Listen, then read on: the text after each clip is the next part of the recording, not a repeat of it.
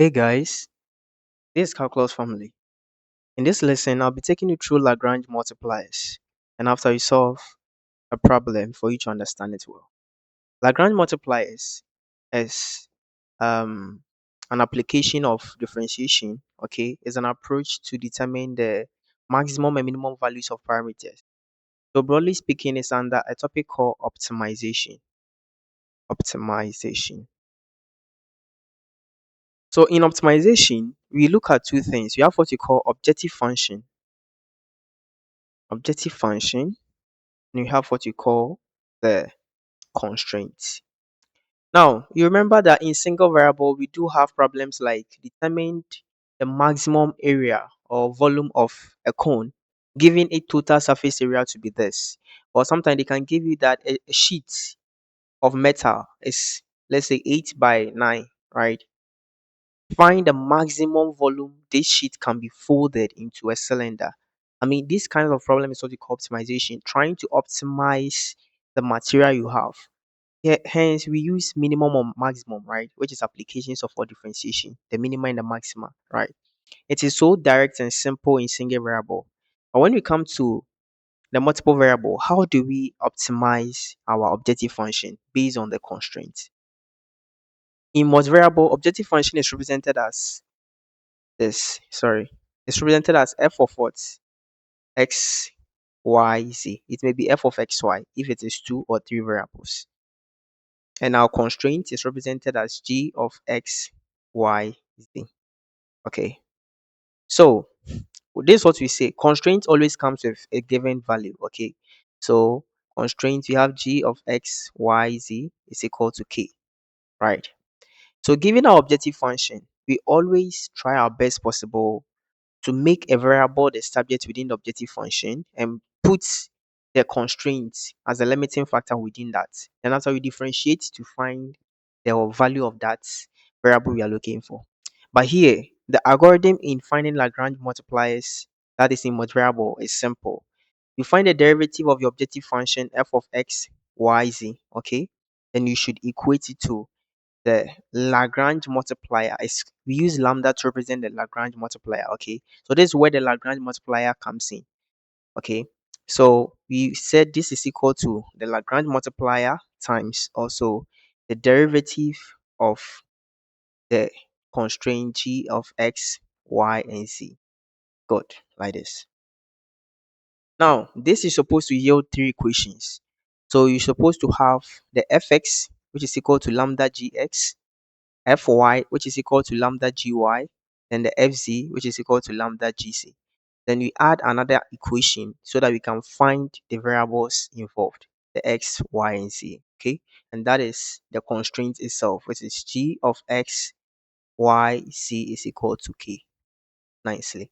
So these are the equations you are going to look at whenever you are optimizing any objective function based on a constraint in Lagrange multipliers. Take note of this. Don't forget your objective function and your constraint. Then look at where we put the Lagrange multiplier. Now, what's the relevance? At this point, what you are going to do is, after finding these are all differentials, okay? You make some of the variables the subjects, equate and find their values. As simple as that. Now let's find a solution to this problem here. Find the dimensions of the box with the largest volume if the total surface area is 64 centimeters squared. We've been given a surface area, let's say, of a sheet, right, which is 64 centimeters squared, and you're supposed to find the largest volume we can ever find, depending on the combination of the parameters, okay? So here, our objective function is what? Is the largest volume. Our constraint is what? Total surface area. Therefore, largest volume, which is equal to length times breadth times width, right? So here, let's say f of x, y, z is equal to x, y, z. Okay, you put it there nicely. Constraint.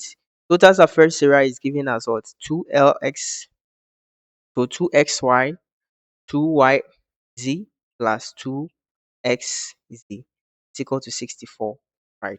These are constraints. We can simplify this as xy plus yz plus xc is equal to 32. So these are constraints and these are objective function, which is what? XYZ. Then remember, we need the derivative of what? Our function f of x, y, z to be equal to the derivative of g of x, y, z multiplied by the Lagrange multiplier. As simple as that. So now we find our fx to be equal to lambda gx, our fy to be equal to lambda gy, and our fz to be equal to lambda gz. Then finally, our g of x, y, z to be equal to 32. So what is our fx here? The derivative of this with respect to x will give me yz. Is that not it? So yz is equal to, when I differentiate here with respect to x, this will be 0 because it doesn't have any x component. This will give me y, and this will give me a z. So I'll have y plus z multiplied by what? The Lagrange multiplier. The next one, so this is our first equation.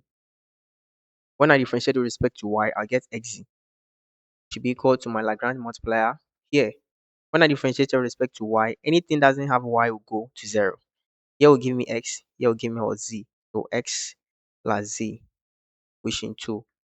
Now, fz, I'll have xy because lambda, I'm differentiating with respect to z. This will be 0. I'll have y plus x. Good. Equation 3. Then final equation becomes xy plus yz plus xz is equal to 32. Equation 4. We expected to solve this equation simultaneously and find the values of x, y, z. That is all that we need because we need the dimensions. So let's see how we can do this. We can, now let's see something here. We have yz is equal to this, right? Because we know that the main function is xyz, we can make all this side to be equal, then we equate them. So I can multiply here by x, here by y, and here by z, right, to get my new set of equation. I'll have, multiplying here by x, I'll get x, y, z is equal to x lambda multiplying y plus z, right? That is equation 5. I'll have my x, y, z to be equal to lambda y. Here I'm multiplying by y, okay? Lambda y multiplying x plus z, equation 6. Then I'll have this multiplying by z. X, y, z is equal to lambda z multiplying y plus x, okay? That is equation 7. Once you have that done, then the next thing is we can equate them because the left side is equal, meaning any of these two is equal, right? They are equal, sorry. So let's do 5 equals 6. So equation 5 being equal to equation 6, I'll have x lambda y plus z, right?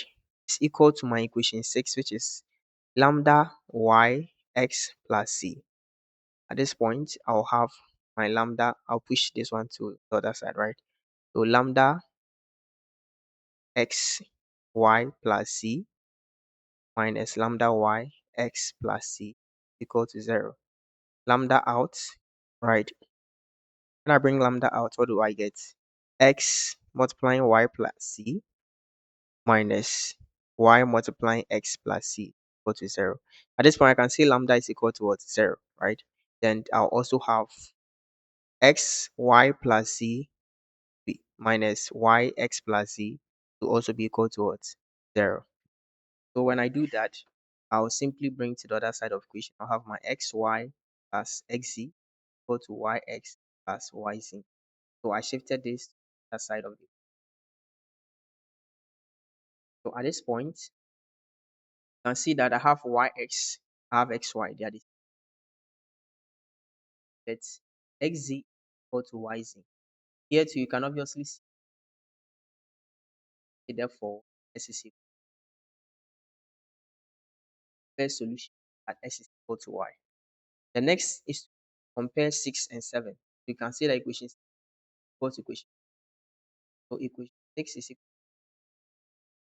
to 7. Since this and that are equal, right? So I'll simply x. So that is this and this. I'll have my lambda y multiplying x plus lambda y plus. So doing this, we're simply going to have, so here you know lambda will go out. Have yx plus yz equal to y plus. Here you can see that we have yz dy is way. I'm getting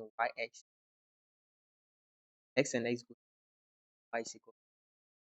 In our first solution, we had s is equal to y. S is equal to y and y is equal to s is equal. Therefore, you can say that s is equal to y is equal.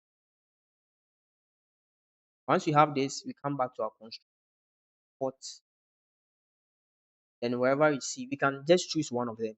Okay, we can choose only one because they're all equal, all our dimensions. Say that putting one inside, you obviously get s squared plus s squared plus x squared equal to 3x squared equal to what? 32. Cannot it? Then here you divide through by 3, right? So 32 divided by 3. So have 32. So x is equal to the square root of 32. Square root of 32 divided by 3.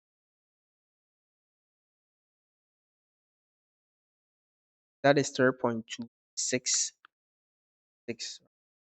Have 3.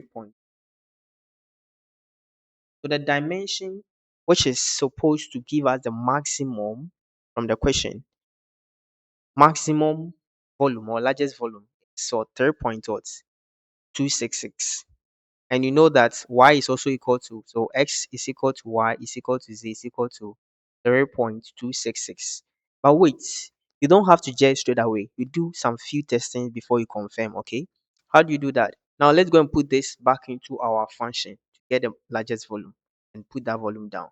Our function is xyz, so we come back, we find our function f of x y is equal to 0.266 times 0.266 times 0.266. What is that giving us? So we have 34.84. 34.84. So this is the maximum volume, okay, so centimeter cube that you can ever get. Is that true? Let's see if it is true. So you randomly select values, two values for our dimension. You know, we have x, y, and z. So let's say that x is equal to 1. You just want to test and y is equal to 1. Then we can use this to find the third component, right? Using the constraint. If you get the third component when you multiply and the volume is bigger than this, it means that you are wrong because this volume here is assumed to be the maximum, the largest we can ever get. So let's put x1 and y1. If x is 1 and y is 1, what are you getting?